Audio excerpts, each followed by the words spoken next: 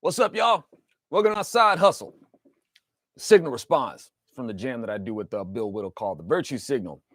Basically, we try to get down to the nitty gritty of what this virtue is. You know, this virtuism, virtuism. Sure, I'll use that. Hey, since the liberals are making up whatever they're making up about virtue, I can go ahead and make up words regarding virtue, the virtuism. So with all this virtue signaling that they're doing, we gotta establish what a standard is in terms of what this virtue is that they're trying to judge us with, or our lack thereof, or whichever. So before they just assume to judge us concerning virtues, we got to come to an agreement, which will always be an ongoing case until kingdom comes. And the standard of virtue himself, the Lord Jesus Christ, comes in and sets the record straight on all that. And then they can go ahead and have their little hissy fit as the angels turn into bailiffs and drags their behinds out of court in contempt and toss their behinds into the lake of fire. Anyway, we hope that doesn't happen to. We want people to actually wake up before that happens. But as it is right now, we got a whole bunch of woke zombies out there. So we got to contend with them in the meantime. What's up, my dude Craig? What's going on, man? Thank you for stopping in, tuning in to the signal response, my little side hustle here. So at any rate, y'all, I'm doing a little catch up. Bear with me as I do some catch up here, trying to get some stuff done, and I kind of lag behind on the signal response stuff. And so I want to go ahead and get caught up and rap with y'all. And of course, I do these signal responses as a way to say thank you for folks, who tune into the show. Just my little interaction and stuff like that for people who tune in to the Virtue Signal. And I like to read some of their comments. Some of the comments I don't agree with. Some of the comments, I do, and I just want to share them with folks. And this one right here, let's see. This one's from when Bill and I were talking about, what's going on with Coke and Disney, trying to do some backpedaling and stuff like that on the nonsense that they're putting out there with all this SJW nonsense. And, and of course, as this stuff goes, they're probably not done, just trying to find, they took a hit for doing this. And so, and that being said, one of the things I contribute to the conversation is that it gets to a point where, ideology means more to these people with money, and they got enough big, well, actually, in some cases, yeah, people will just go ahead and stick to their ideology. And, that's just, they'll go to their grave on that one, even if it puts them in the poorhouse or whatnot. Now, don't get me wrong, y'all, because there's a right way to do that, or there's right reasons to do that, and there's wrong reasons. Like, say, like take Paul, for instance. Paul's like, hey, man, I got a right to make a living, man, and I'm living like a bum, right? I'm living like a straight up bum. But it was for the right reasons. He had his commission, and he didn't get to enjoy really making a good livelihood from it. And he talked about these things. But, he basically kind of lived like a bum. He didn't have a home. He didn't have, he was, regularly hungry, like practically starved. It's like, man, I wouldn't mind having like, some real food, but at any rate, he paid the price, for telling the truth. And then you have people out there, who are just so adherent to sticking to a lie that they get eaten up for the wrong reasons, sticking to some lie. And then, of course, now we also see a lot of people out there who are very affluent, for sticking to a lie, right? So we have that too. But the thing is like you can see where you have some very affluent people, who have enough money and resources to go ahead and stick to a lie and promote a lie. And they got the recourse to be able to handle that. And so like with Disney and Coke, excuse me, Disney and Coke, I saw somebody put like woke zero. I thought that was pretty funny. Anyway, with these guys, they'll probably find another way to come at this from another angle. Disney's, like I said, they're caustically creative, and they'll probably try to find another way to pull this stuff off because this ideology is thick with them, so they'll probably stick to it. So that being said, I referenced that in the video that we talked about, and Schrodinger's snuffleupagus. YouTube user Schrodinger's snuffleupagus says, I actually have some respect for them that they choose ideology over profit. That's how conservatives should be as well. That's what he says. So I'm kind of on that frequency, Schrodinger. It's like with conservatives, they got a lot of when it comes to like money, they put a lot of money towards, campaigns and politicians, looking for politicians to like save America and stuff like that. And they usually spend their money on getting disappointed. But they have this ideology that they want, represented in an office. But it's like when it comes to that ideology really represented in a culture to give it stability, they don't do it. So it would be great. It's like, conservatives, it would be nice if more of y'all demanded the supply of promoting, our values in the culture. But conservatives don't really do that. They want politicians to go out there and, represent our values in office. It's like, dude, it doesn't work that way. You don't just have somebody represent your values in office. You have to represent too, and you have to show that there's a market for it. You have to show that there's value for it, and conservatives don't really do that. So, it would be nice if conservatives are like, I understand that this can take a hit, in my pocket. This is a sacrifice, So yeah, you're gonna. If we say freedom isn't free, well, get up off of that money and show the demand. You want to show the dollar demand that you want these values represented, and unfortunately, like I said, it's not something that conservatives do unless you got to be like a real red meat, talking head. Is once again, it still comes down to politics. That's how conservatives, that's how they see this stuff as valid. It has to be in the political arena. The creativity stuff in the marketing and the campaigning, the creative campaigns, or even proselytizing in creative means, conservatives, that's not something that they don't see the importance of it, so they don't really support it. And it's sad because that's how liberals have gotten ahead. One, they get ahead by the creative vehicle of doing it, and two, they capitalize on the fact that conservatives don't give them a challenge there. They don't offer a competition there, so they got free reign to just put out their mind rot, and it goes unchallenged, right? So when you got these people making, these uh, imagination grabbing, productions and stuff like that. And yeah, I mean, of course we can see that a lot of this stuff is it's taking a hit. People aren't watching the Oscars and stuff like that as much as they used to, and the box office is taking a hit and stuff like that. um you know Once again, I think conservatives, they pat themselves on the back for these things just because it's not necessarily something that you did. It's like the bottom line is like, say for instance, a lot of people say that Hollywood is losing their imagination. All they're talking about is wokeism and doing this and doing that. Hollywood just doesn't have any imagination anymore. That's not Hollywood's problem. Hollywood's problem is not that they don't have a lot of imagination anymore. Hollywood's problem is that they've got way too much imagination.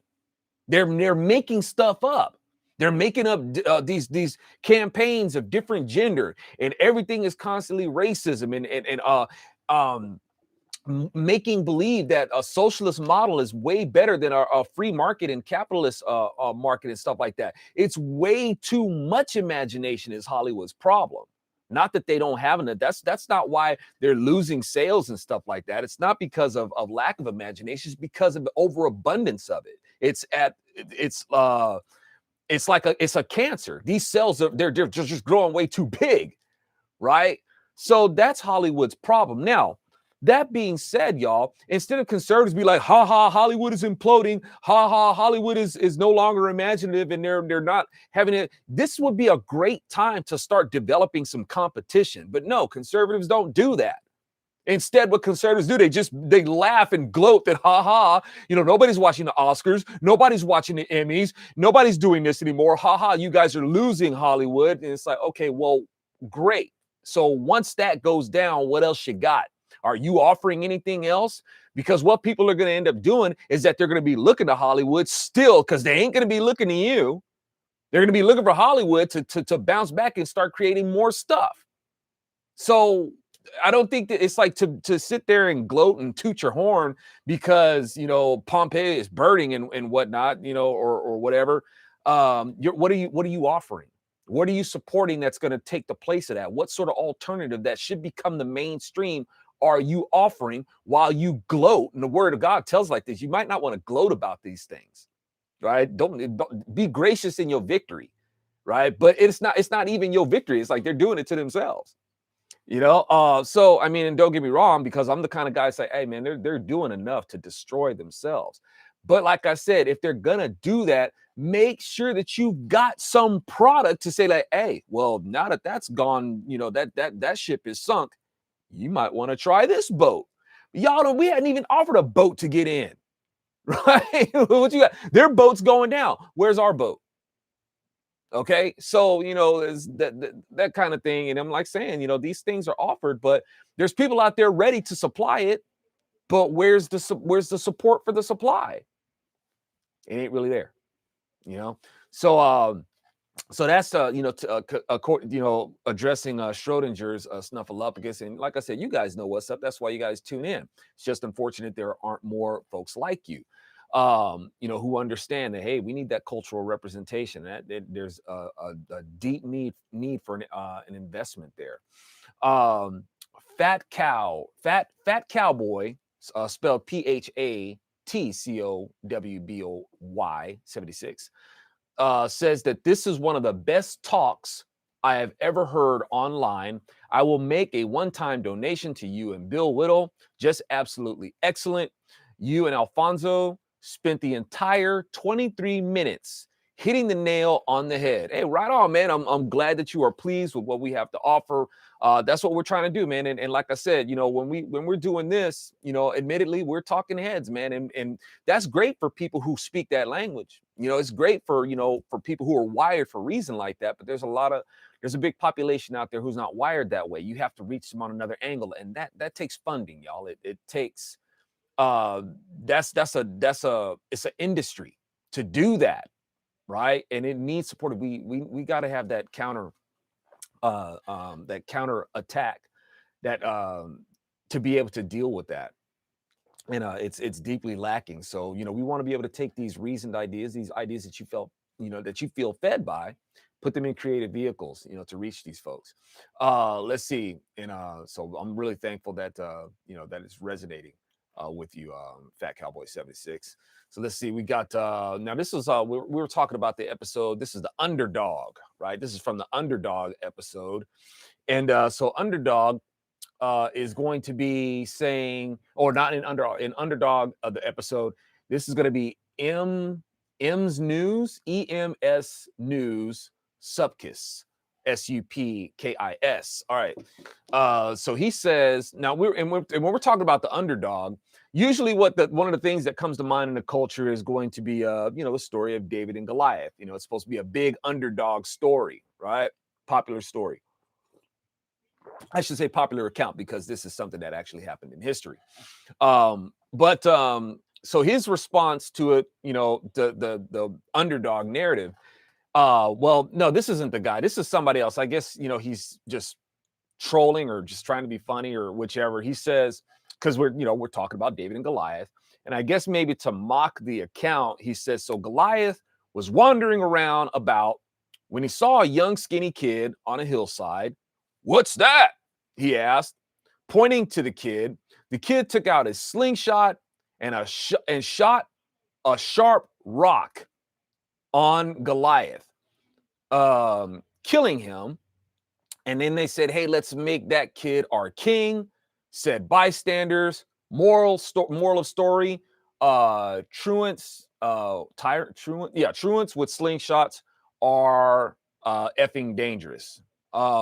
Okay, well, I mean, that's like a cliff notes of cliff notes, if he's gonna put it like that. Let's see. Goliath. So let's get back to the part about Goliath was wandering about. No, Goliath wasn't just wandering about. Goliath was a soldier in the Philistine army. Goliath was from Gath. He was enlisted, in the Philistine army. And he was their champion. So basically, it's like Goliath is like saying, hey, if you can take me, don't even worry about these cats. If you could take me, let's make a deal, right? So this wasn't just like some random thing where Goliath is just walking around. No, this was a military challenge, in a military agreement with one standoff with one. And then pointing to the kid took out a slingshot. No, this ain't like one of them arm wrist slingshots, man, where he shot, he actually slung this rock. And it wasn't a sharp rock. The Bible specifically said it was a smooth stone. right? So, he was ordered to pick up, about 4 or 5, smooth stones, and he hurled this rock at Goliath. So, that kind of strange way to put it. I mean, like I said, if you really want to condense it down, I guess that's how the story could go. And then from there he says, "This is our king by bystanders." They weren't bystanders. All this was, this Israeli army. So it wasn't like, hey, did you see what that kid did? It's like, no, this was an agreement, a military agreement of how they were going to carry out this strategy. So, but anyway, I'm not sure what angle this guy's coming from, but truants with us. No, this guy wasn't playing hooky or anything like that. He wasn't. He was actually sent out, to do this on a couple of levels. So he wasn't playing hooky or anything like that. And David, and to be straight with you, and I'm always going to try to keep it straight with you. The thing is, David was dangerous even without a slingshot, right? He was instructed, to do this, but like I said, even without the slingshot, David was, he might have been small, but he was still a dangerous dude. All right. Let's see. We got Morgan T. Dulliman. He says he's gonna. I think this is worth. I like what he has to say here, for the most part. Morgan T. Dulliman says a note regarding David and Goliath. David did not. And before I get started, man, since we're having this, speaking of David and Israel and stuff like that, when we got this conflict going on, make sure y'all get your 20-pound sledge gear, get the mugs, get them. Both albums are available on the CD, right? Divine Battery and Electric Exodus. They're on CD at my website, bronzeserpentmedia.com. Rock the gospel 20-pound sledge, y'all. Don't let these godless people in rock and roll just have free reign, man. Give them, get a narrative out there that challenges that. Better messaging in music. Do it. And like I said, on the Divine Battery album, got the song Special Delivery. Letting just it's talking about the Exodus account, right? Pharaoh trying to get mighty, with God, and God uses Moses to go ahead and let him know what time it is. Moses and Aaron go in there and represent. So if you guys are standing with Israel, make sure you grab the song Special Delivery. Share it if you got friends who stand with Israel, your Israeli friends, Messianic Jews. Make sure you share the song with them. Just let's get that fight music going, man. Special Delivery, that's a fight song, right? Especially when the real deal, Yeshua shows up to give us that electric Exodus, right? The true Redeemer and Deliverer. So get that out there, man. I got the link in there. Make sure you check out. You can look up the video Special Delivery by 20-Pound Sledge. Rock out with it.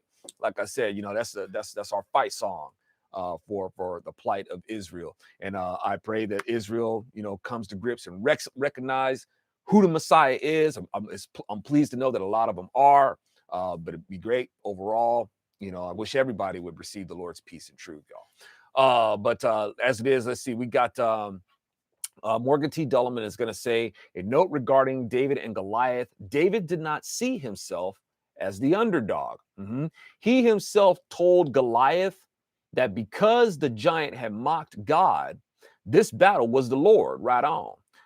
Morgan goes on to say, while David, who had already been promised the kingship, only had to rely on God's help and act as his instrument in order to win.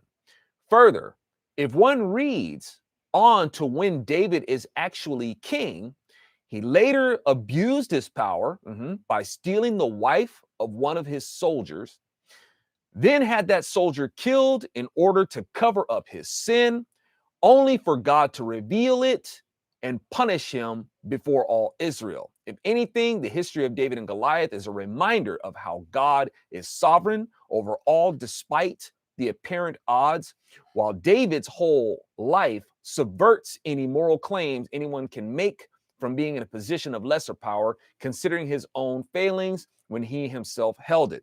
Okay. So I agree with a lot of that. There's a lot of good points in there. Now it does go to show that trying to cover up your sin, because like say for instance, what if we're looking at the underdog, and I think this ties into Coke and Disney. They're trying to cover up their sin. It ain't gonna work out well. Y'all need to just straight up repent. You need to repent, not try to sweep this under the rug like it never happened. And just try to get them sales back up and stuff like that. That's the only thing that you're sorry about, is that you're losing your sales, and this didn't go as well as you thought. Maybe you guys did. You knew that, but you just wanted to establish something. And then other people are going to forget. Their kids are going to be like, I want to go to Disneyland. I want to go to Disneyland. So they're going to break down and go to Disneyland. Now that Disneyland is all that tried to cover up their tracks and all that sort of stuff. But these people haven't repented, right? David repented. These people did not. Basically, they're just trying to cover up their sin, and that ain't going to go well. All right. So they're just gonna look for another way to spread this poison. And it's a picture of Christ, y'all, because the only one who can actually cover our sin. And when I say cover our sin, not cover our sin as in like sweep it under the rug. I'm talking about cover the debt, right? The Lord covers our sin. He covers our sin debt. He pays for it, right? So this isn't something that just gets tucked away and hidden and festers someplace else, right? This is going to get cast into the lake of fire, eternal quarantine, and burned. Right. So, these are the things that the Lord is going to do. And we have this picture of Christ. You can see both. Both these pictures of Christ are both. You can see them in David, and you can see in the redemption of David and the price that David is going to have to pay. You can see the picture of Christ in there. You can also see this in Uriah, because Uriah was sent to the front line to pay, right, for David's and Bathsheba's sin. He was sent to the front line to do that. Yeshua was sent to the front line to pay. He was killed on the front line. Yeshua is a soldier. He's a soldier king, right? He didn't just come to just like die. He's killed in our spiritual battle, right? He's the prime casualty of that. So in this war for our soul. Now, when you get down to it, y'all, under the law,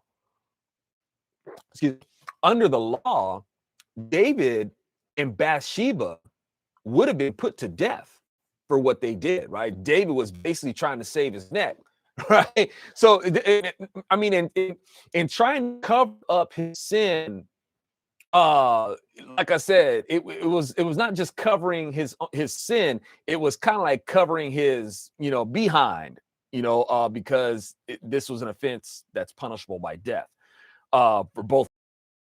Now, so that being said, how did he do that, y'all? When David was covering up this sin, he didn't just cover up having Uriah killed.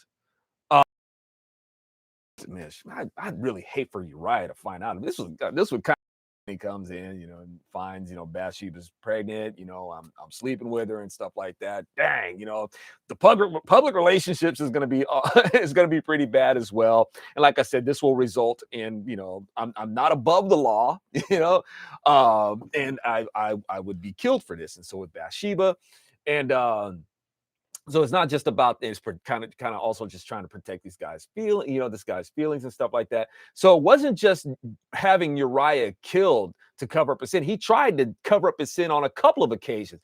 It's like, hey, Uriah, dude, won't you go see your wife, man. Take a leave, man. Go see Bathsheba, because David is hoping that they'll sleep together.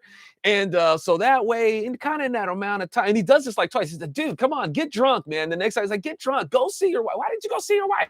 Go see your wife, man. Have have your little drinky poo, and go. So he's hoping that they'll conceive, not hoping that they'll conceive, but what he's hoping that is in a time frame that they do this is like, okay, this is about a good time that, he wouldn't suspect that the kid is mine. He would think that the kid is his, right? So that's what David was hoping for. Well, that didn't turn out well. That didn't work. And like David's like, okay, that didn't work. I'm just gonna have the dude killed, right? Because if I don't, this is gonna come out and I'm gonna get killed. And so is Bathsheba. So that's it's a sad thing to do. So in doing this, and to make sure that we end up, with the bloodline leading to Jesus, David is going to be spared, but the son that they conceived is not. Their son's not going to be spared. Their baby is going to die. I know it seems cold-blooded, but it is a picture of Christ. The line of David has to, in this, because of God's promise, right? God made this promise, and David really screwed up, man. David really screwed up despite this promise that God had made. David really screwed up. So God's promise is going to supersede the law, and David is not going to be killed. Bathsheba is not going to be killed, but their baby, who is a picture of Christ, is going to be killed because that baby was born out of every commandment being broken, right? Every commandment, y'all, all the way from recognizing God as God who brought them out of Egypt. David, it's like, obviously you didn't believe that, dude. You don't believe that God is the Lord your God. You can't believe that. You can't, right? So you've already violated that commandment. You became a slave to your sin. Your sin became your oppressor. Your sin became Egypt, right? So you stayed in Egypt, dude, and you lost sight of God being God, right? You put your sin, you put your desires before God. As king, you figured that you were above the law, so you set yourself as God before God. You bowed down to your sin. All these things, man. You worshipped a graven image. You are a person made from the dust of the earth. You put that before God, right? You kowtow to your sin, to your sin. So in doing that, and the adultery that you did, and then having your friend murdered, one of your soldiers murdered, that definitely doesn't honor your father and mother. So you dropped the ball there too. You coveted somebody's wife. You stole somebody's wife. You committed adultery. You murdered, right? You broke all the sins, dude. You broke them all. That child that y'all had was conceived and y'all busting all the commandments. So now, because that child was the fulfillment, because remember, Christ is the fulfillment of the law, that child was the fulfillment of every law broken.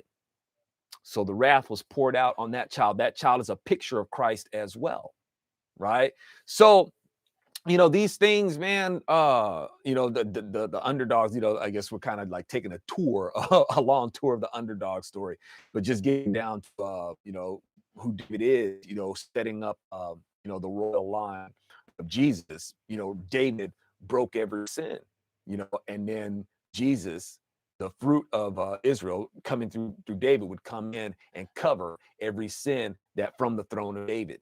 He would cover them all, be the rightful heir who will reign on that throne forever. All right. So let's see. We got let me see. Peter Shearer says, Bill and Zoe commentary doesn't get any better than this. Hey, right on, Peter. I appreciate that. He goes on to say, I was looking at your background, and I think you misunderstood the movie. This is Spinal Tap. You're supposed to have a guitar that goes up to 11, not 11 guitars. 11 guitars. So okay, I guess I got to go get 11 guitars now. Well, I'm halfway there. I'm pretty good with my set right now, man. I got some people, man, they be buying a guitar like every week. I'm like, dang, man, you got another guitar? So I think I'm good. I think. But at any rate, so somebody responded to him. This is Harry Mills. Harry Mills says, actually, isn't it supposed to be an amp that goes up to 11? Right? Wasn't it? Going back to him saying that you're supposed to have guitars that go up to 11. So, and according to the movie, yeah, it's an amp that goes up to 11. So Peter Shearer responds, says, yes, but the amp is what makes the guitar go up to 11. It is the same as a 650 horsepower turbocharged car. It is the motor that makes the car have these attributes. The motor and the car are one, just as the amp and the guitar one. Come on, Peter. Come on, man. You got called out on this one, dude. Just be graceful about it. You trying to split some hairs. No, dude. I totally get what you're saying. When you got electric guitar, you're gonna have to have that amplifier to go with it. It does kind of constitute one instrument, because the amp is gonna help shape the tone of the guitar and all that sort of the ultimate tone of the guitar. And so I totally get what you're saying. But when we're talking about quoting the movie, let's just keep it straight, man. Keep it straight, man. It's like he says the amp goes up to 11. But this one goes up to 11. This is a sustain on that. It's like, you can go make a sandwich, man. You're still gonna make a sandwich and come back and that thing still be sustaining, right? Great movie, man. Let's see. Um, we got Calvin Green 90. We got let me see, and I hope and forgive me, man, because you guys are joining the chat, and please don't feel like I'm not paying attention. I know you guys are there, and I'm so grateful that you guys are here. And it's like I don't want to break my rhythm, man, and I don't have dead air trying to like read some comments to find if somebody's like making a point, because you guys make great points, and I don't want to miss them. But I'm just kind of responding to people who are coming in on the signal response. And so I hope I don't, if you guys made like some brilliant points, because, the people who tune in for these presentations that I have are brilliant. So, I'll try to catch you guys, man, if you guys said so. But as it is, I'm grateful. And, but make sure, while I am thinking about it, catch, you guys, because I got commentators in here, man. So make sure you guys leave your links. Or if anything, because YouTube is funny like that, they'll erase your links and stuff, guys. They delete them. I guess their excuse is that when they do that, it's because they don't want the spamming and all that sort of stuff. It's like, whatever. But what you guys can do, commentators, like I see Aircraft Sparky, sometimes my dude, a lot of times, Restoring Heroes in here, Let's Be Frank be popping in sometimes and stuff like that. We got Axon, Shadow Axe be coming in here. You got your music product. You guys are content creators and stuff like that. Feel free to just say, hey, I do commentary, tell a little, do a little brief summary about your commentary and put your at, man. And for other folks, who are looking for content, go to their page, subscribe and like and share their stuff too. Make sure you guys are doing that, man. Let's make sure we Kingdom kids up in here, man. Let's make sure we got our community going. Trying to make sure that we doing our part to be that salt and light. So do that. We got Kathy, we got we got folks in here, creating stuff. So let's make sure we show them some love and make sure we got our prayers going to them also. Right? Salt and light, y'all. Okay, so we got Dan Moritz. Dan Moritz is going to say, we know Democrats, what you're trying to do. You were rebels then. You are rebels. Now he puts this in quotes. Yeah, he puts this in quotes. He's quoting me. Puts this in quotes. You tried to rewrite the U.S. Constitution with slavery addendums. America isn't and wasn't always bad. It is and was the Democrat Party that was always the heart and soul of bad things in America, not America itself. Thank you, Dan, for being among us who get that, right? I'm thankful that it resonates with you, man. Keep on shouting it, man. That's we need, because you'd be surprised, man. A lot of this doesn't register. This doesn't register with a lot of conservatives. They just dropped the ball on this. But thank you guys that you guys tune in and and you guys get it. You guys are part of that salt and light, man. That's helping to preserve, because a lot of this lunacy goes unchecked because a lot of people they don't repeat this, right? So I'm thankful for y'all who do. And Dan Moritz, thank you so much. Norma Wong is going to say, in the 1980s, we ignored the fringe left. Time to do that again. So I guess she's saying in the 80s, we just ignore it. That's because that's what a lot of conservatives say. You should just ignore them. Who cares what they think? Just ignore them. Yeah, that is a. I almost get like a cramp in my neck, shaking my head at that. It's because that's not a good strategy. Okay, you don't just ignore them. You can't do that. So basically, what your strategy is to ignore the infections, so it can become what it's become now, and then you want to do that again. That's not a good idea. Okay, y'all, of course we want to ignore these people, in that you ignore them with your dollar votes. You don't pay for the stuff, but you can't ignore them and just be like, oh, no, I'm just going to go ahead and keep on working, and I'm going to be all about liberty and all that. So no, you can't do that. Conservatives need there's few who understand this. Thankfully, you guys do. Too many conservatives don't. You don't just get to enjoy your freedom. And a lot of these people out there, we talk about freedom isn't free. But the only thing they're talking about is like freedom isn't free because, because of our military personnel who are paying a heavy price to protect our freedoms. It should not just be that way. Why is it, so freedom isn't free because a soldier got busted up. I don't know, man. I just find that really insulting, man. It's like you think the only price for freedom should only be paid in blood, with somebody's life. And then you're like, well, freedom isn't free. No, it shouldn't be that way. It's insulting that these people go and do what they do to protect our God-given freedom. And we're just letting freedom go to crap here in America. I can't stand that. I hate it. Right? People come back and it's like, dude, what the crap did you let happen to my country? I hate that. Right? So, you have these people, and a part of that is people talking about, well, we should just ignore these people. No, you can't do that. You have to have a response for this stuff. I'm not saying let these people consume your thoughts, but you got to be innovative and have some sort of line of protection that these people what's your line of protection? What, your Second Amendment rights? Y'all, they've gone beyond that. Your Second Amendment rights are not helping you against what's happening to our country. These people who are all about gun rights and the Second Amendment. Yeah, I'm pro Second Amendment too. This is not that kind of war, y'all. It's not that kind of thing. They're coming after your Second Amendment rights through the First Amendment. The Second Amendment ain't protecting the First. Sorry to bust your bubble. It's not. The First Amendment is being used to erode the Second. Okay? This is going the way of Nazi Germany. So you're going to have these people who are going to have their kids turning in your guns and turning you in. As the word of God has already said, man, they're going to be turning you into the synagogues, man. They're going to kill you there. All right? So, this kind of thing of just ignoring this infection, you can't do that. You got to support a safety mechanism in there. And I'm sorry, I'm not talking about the safety on your gun. It takes more than that. So, but I don't know. You got these people out there, oh, come and take it from a cold dead hand. They've taken your country. Your gun didn't stop nothing. All right. It's not to downplay, the Second Amendment. I think it's a tragedy.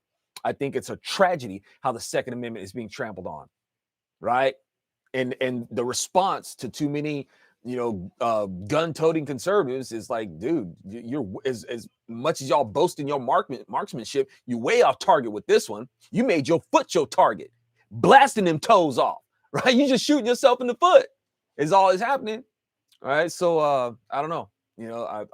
It'd be great if we can get on target as far as this goes and represent in the culture. I get disappointed when I see comments like that. It's like, man, you don't get it. Anyway, now this was concerning the cry bullies. We were talking about an episode of bullies. This so-called woke culture. They're real bullies now, right? They're the bullies. These cross-dressing, effeminate, and women want to be masculine. They're the bullies. Right? These people who are going in and boasting in their abortions, they're bullies. You guys just bullied a kid to death. All right, y'all the bullies, right? But a bunch of crybabies at the same time. So we got WM Davis. Maybe his WM stands for woke mob because he's gonna say sitting and talking about it in an echo chamber seems like a futile effort towards changing it. WM, you sound more like your name should be BM, but WM, dude, do you even know how we got here? Do you know why we're in this echo chamber? We're in this so-called echo chamber and preaching to the choir because, well, one, we're on YouTube, dude. If we're on YouTube, you're not preaching to the choir. You are definitely in enemy territory speaking to the godless. Now, the problem is that the overlords of YouTube don't want these people to hear us. So they've silenced us and have basically crippled our careers. Mine in particular. I'm one of their earlier targets. So when people talk about, this echo chamber, you guys, you don't know what you're talking about. Okay, you don't know the price that's been paid. Now just because it's like, what do you want me to do? Do you want me to get out there and what do you want me to take a megaphone into the street and be out there like Al Sharpton, yelling at people, trying to promote it? What is it that you want me to do? And the things that you're talking about, if you really want to see a battle plan come to pass, a campaign, well, why don't you put your money where your mouth is? You fund it. You go get you several million, right? Several tens of millions. Man, matter of fact, why don't we just make it $1 billion? Why don't you do that? and you can go ahead and fund our war instead of being this keyboard commando telling us we're not doing anything. We're out there basically begging people, letting them know, hey, this takes funding to do. We got the ideas, and we would like to show that there's a grassroots solid foundation, not something that's unstable and a fad or a trend or anything like that. We want something that's going to stick, y'all. Show that, and not just go to like some one deep pocket person, because that doesn't show in the free market, y'all. I'm trying to tell you. This is what you think that it should just be in the hands of like one benefactor who's going to do that. No, it takes numbers, y'all. It takes a population. It takes a population of buzz. It has to show that it resonates with the multitudes for there to be a culture and for there to be a campaign of it where it shows that it sticks, it's solid. It shouldn't just be in the hands of like one person to come in. I mean, don't get me wrong, man. If one person has them deep pockets, they want to show them. But y'all, even I know that, man. That's not really that sustainable. I wouldn't say no to it. I'm trying to let you know there has to be a population of it that says we want this. No, instead we have more of a population say we're gonna boycott this, right? We're gonna boycott Disney. We're gonna boycott Coke, and we're gonna But what are you offering? What are you supporting as an alternative to become mainstream? You're not there. Okay, so this I'm trying to, when people try to say, oh, you're just preaching to the choir and you're speaking to some echo chamber and you don't even know. You're not ready for let me just say it straight out. You ain't ready for the battle. You're a liability to the battle. Get off the field, dude. You do not know what you're talking about. Just sit down. All right. Matter of fact, you're probably already sitting there trying to play hard on your keyboard. All right. So let's see. A sock puppet, another sock puppet account, trying to accuse somebody of being, the echo chamber and whatnot. It's like, what are you doing? Right. Here's another one. Etta Hamilton. I was hoping against hope that these guys had some actual balls. They could hire some people who would actually work instead of lazy buns. Okay, so here's another one. An anonymous person with a sock puppet, a troll with a sock puppet account with no content, right? Trolling from behind her computer. This person is totally anonymous and trying to accuse us of not having any balls, right? I'm just quoting them. Yeah, that's cute. Okay, so like I said, our image is out there. These people know who to come after, right? So they know where to send the death threats and things like that, and the bigoted statements, and who to harass or who to just keep silent. Make it to where not even other trolls can see you, because trolls drive up engagement as well. So they make it to where even trolls, the majority of trolls, they're not alerted to come in and swarm over your channel, right? To try to make you, quit. That's what they'll do. Trolls come in and they'll bombard a channel so much that a person just signs up. They don't want to deal with them anymore, right? They actually even get scared. They scare them out. And they never did that to me. And since that doesn't work on me, because they used to send the trolls after me bad, and they thought that these trolls would just make me quit, and they would have that for their bragging rights. Well, they didn't. So instead, another example that they would make of me is just, well, we'll just shadow ban you. We'll just put you in obscurity, right, to demoralize you into quitting, right? So that hasn't worked either. Let's see. Mouthful says, love the content discussion that is about having, discussion that is not about having the perfect answer, but considering the issue at hand. Side note, can we see what Zoe looks like without a hat one of these days? You know what this means? This means that you didn't see the Gosnell movie, right? If anybody's wondering, like, hey, what does Zoe look like without his hat? Go see you didn't see it. You didn't support. Evidently, you didn't support, right? I mean, I don't know. A lot of people, they helped to fund the movie, but didn't go watch it because they felt like they couldn't handle the content. They thought that the movie was going to be all gory and stuff like this. PG-13. It's not a gory movie at all. The subject matter, of course, is it's heartbreaking. Gosnell, an abortion facilitator, basically, killing babies, right? Thousands. He had a slaughterhouse. Long story short, Gosnell, the trial of America's biggest serial killer. So basically, he was murdering. It's all murder. Whether the baby is inside the womb or not. But considering the so-called laws, he's birthing these babies alive. If the baby is they're scheduled for an abortion and the baby slips out and for some reason is now a viable human being, which now of course we know that babies can go ahead and be put to death even outside the womb. But basically he was stabbing babies in the back of the head and cutting their spine. So he was doing this, that was his thing.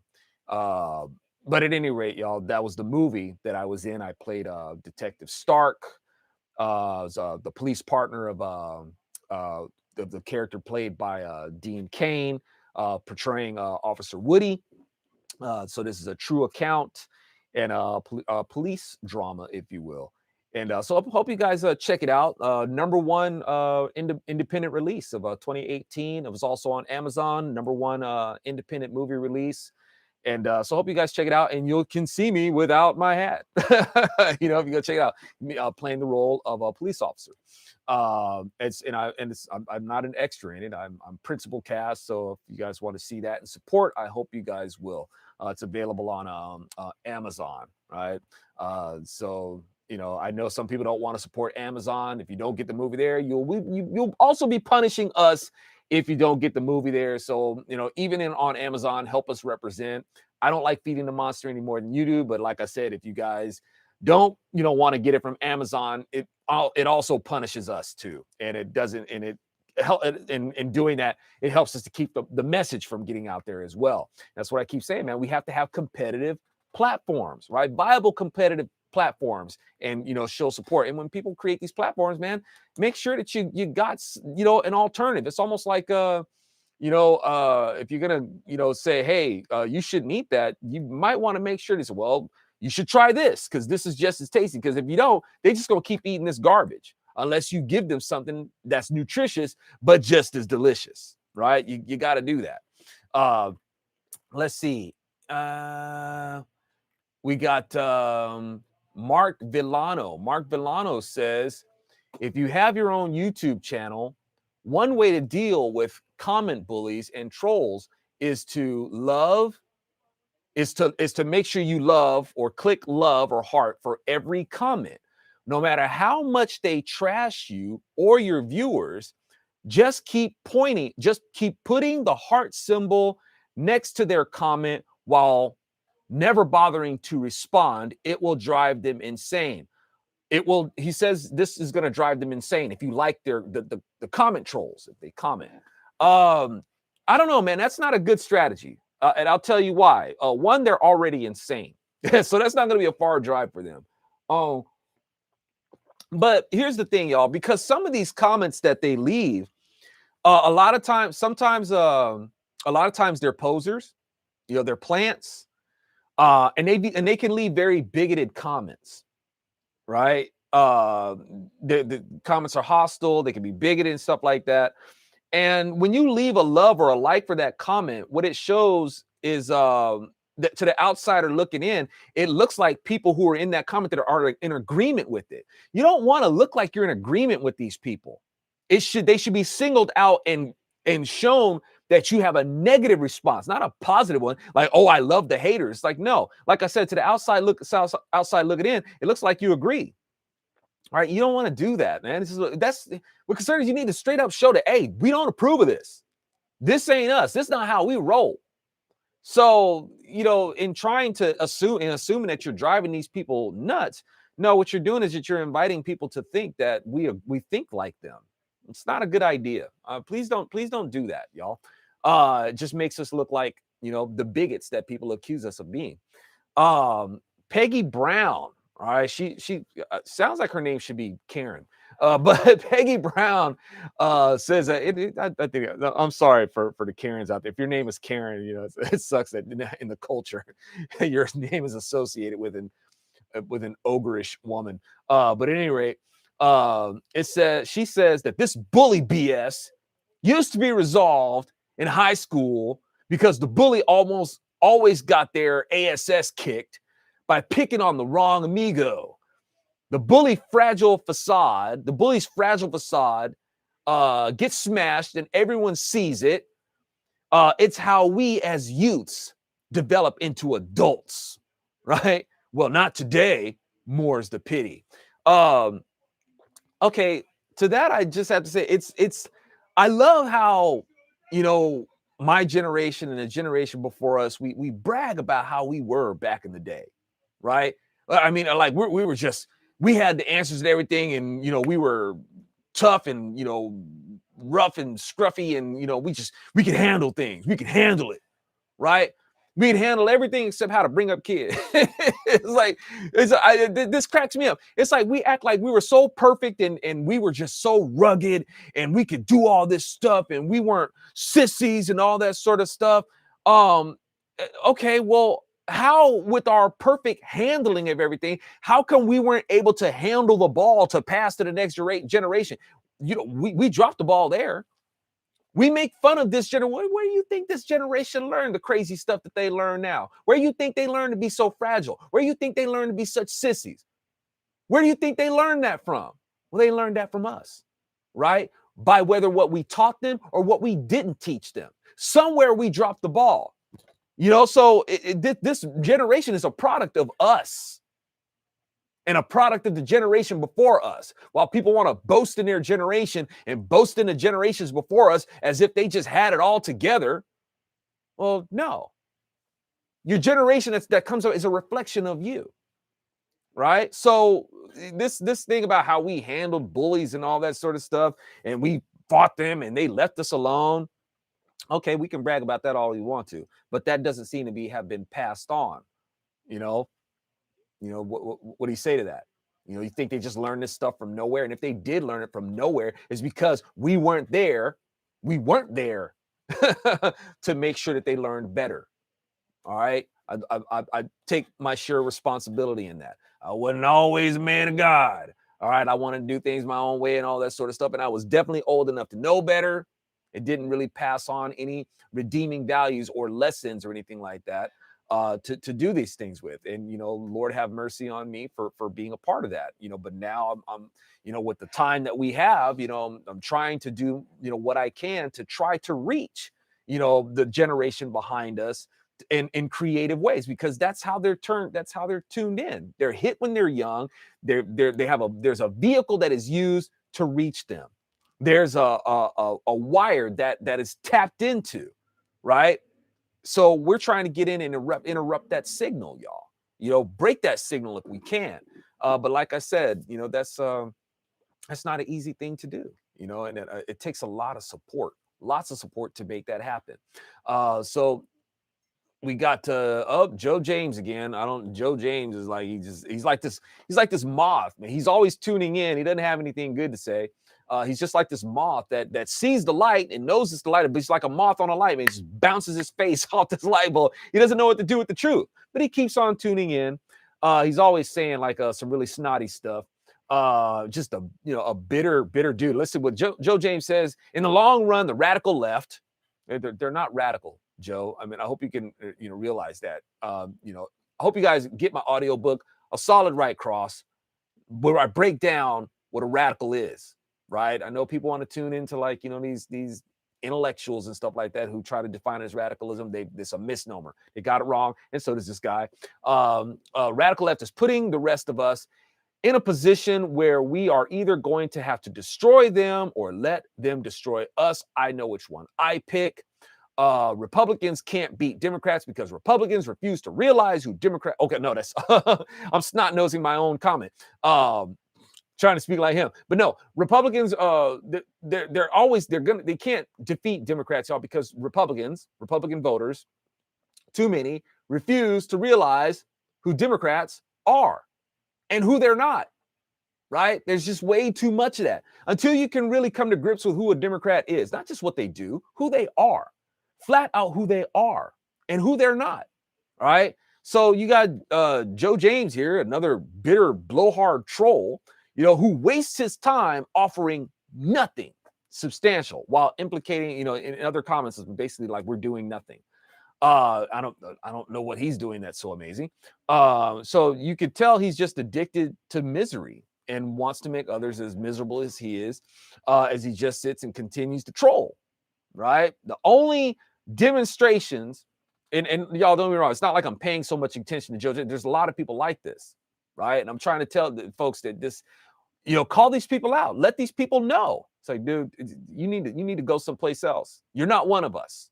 All right. You're not down with us. And it'd be great if conservatives did that. When you see stuff like this, conservatives answer just ignore them. No, show that it's unacceptable. Not just something to be ignored, just so that you don't have to sit there and waste your time, but just dislike the comment. Give it a negative response. That's all you got to do. The conservatives don't even do that. They just ignore them. I'm telling you that ignoring stuff, being ignorant, you guys need to understand something. Liberals capitalize on ignorance, and conservatives give them a lot to capitalize on. Okay, all conservatives out there, right? You guys know what's up.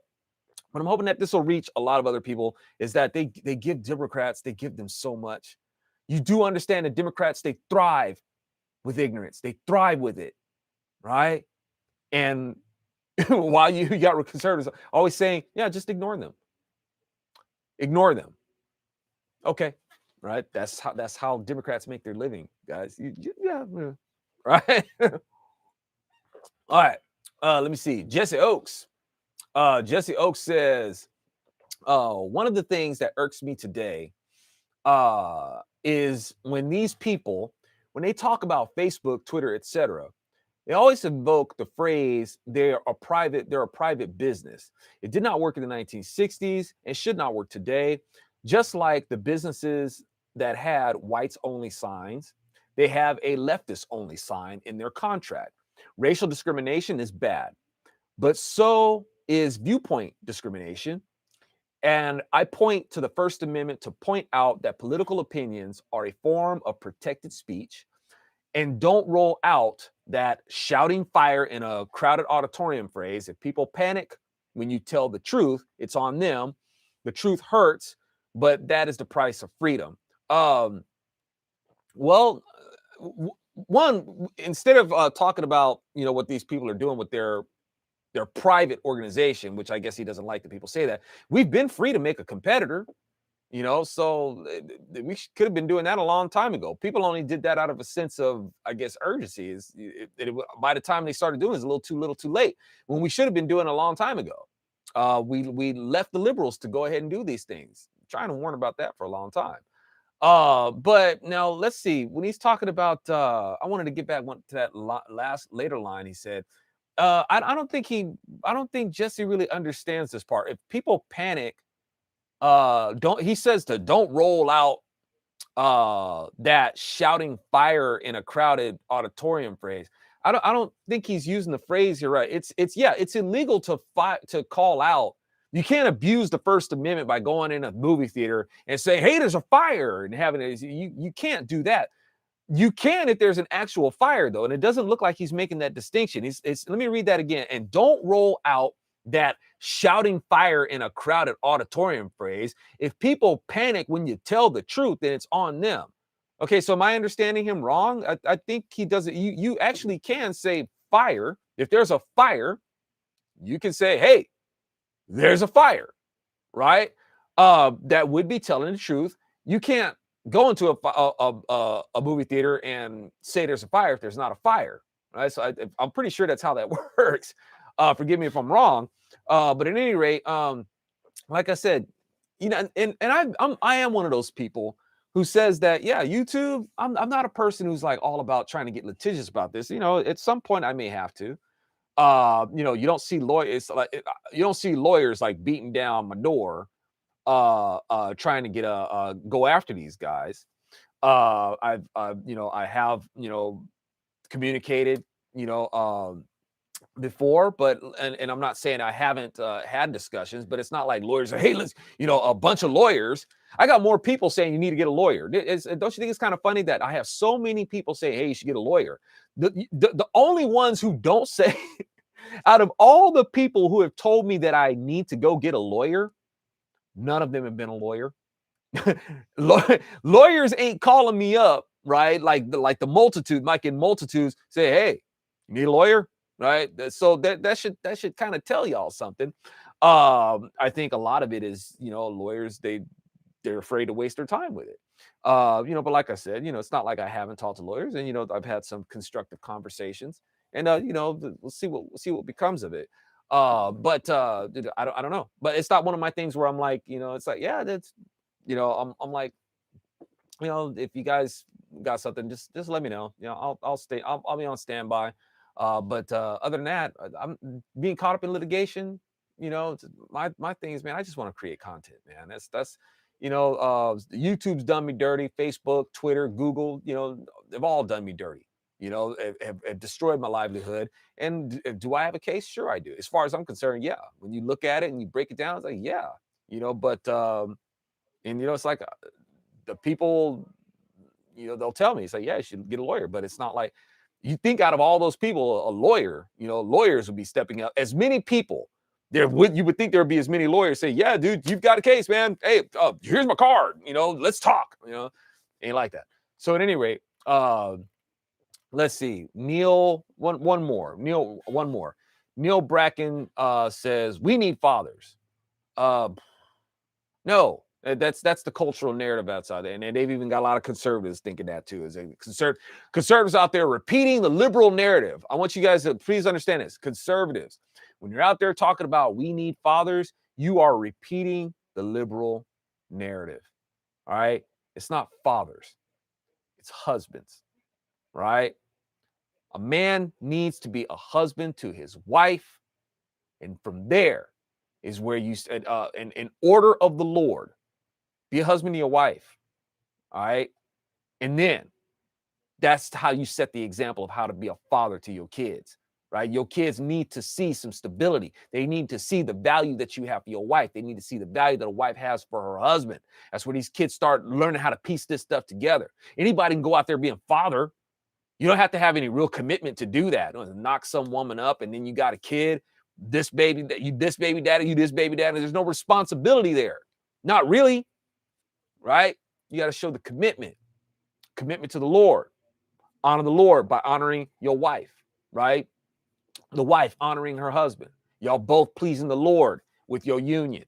The kids, why do you think so many kids are out there just broken, man? They're broken because they come from broken homes.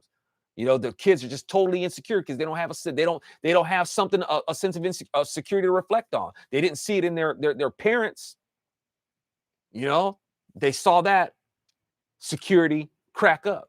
So now you got this generation of kids that are just cracked up. They don't know which person to be now, right? Why? Because we have a culture that keeps promoting being a father, right? A father that the liberals don't even want in the home because they don't want fathers to be husbands to their wife because they want to destroy that so-called marriage construct. They want to be able to reshape marriage in whatever they think it should be. Right. So, please, y'all conservatives, don't get caught. Again, too many conservatives, they get caught in this trap set by liberals.